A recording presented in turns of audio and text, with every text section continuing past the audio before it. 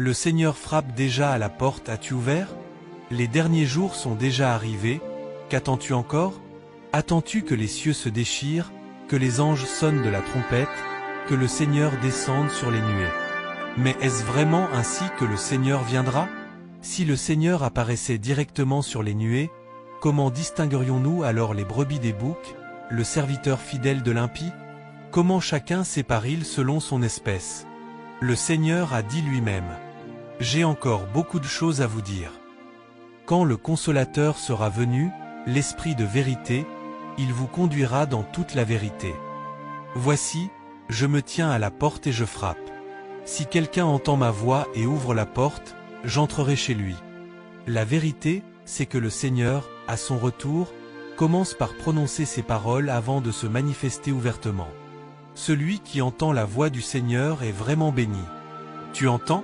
Dieu dit, à l'ère du règne, Dieu utilise des paroles pour inaugurer l'ère nouvelle, pour changer ses moyens d'œuvrer et pour faire l'œuvre de l'ère entière. Tel est le principe selon lequel Dieu œuvre à l'ère de la parole. Il s'est fait chair et parle selon des perspectives différentes.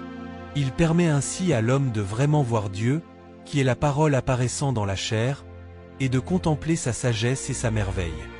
Dieu œuvre de cette manière pour mieux atteindre ses objectifs, qui sont de conquérir les gens, de perfectionner les gens et d'éliminer les gens.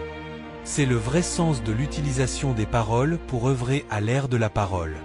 Par des paroles, les gens en viennent à connaître l'œuvre de Dieu, le tempérament de Dieu, la substance de l'homme et ce en quoi l'homme doit entrer. Par des paroles, toute l'œuvre que Dieu souhaite faire à l'ère de la parole est accomplie. Par des paroles, les gens sont révélés, éliminés et éprouvés. Les gens ont vu ces paroles, ils ont entendu ces paroles et ont reconnu l'existence de ces paroles. En conséquence, ils en sont venus à croire en l'existence de Dieu, en la toute-puissance et en la sagesse de Dieu, et au cœur de Dieu qui consiste à aimer et sauver l'homme.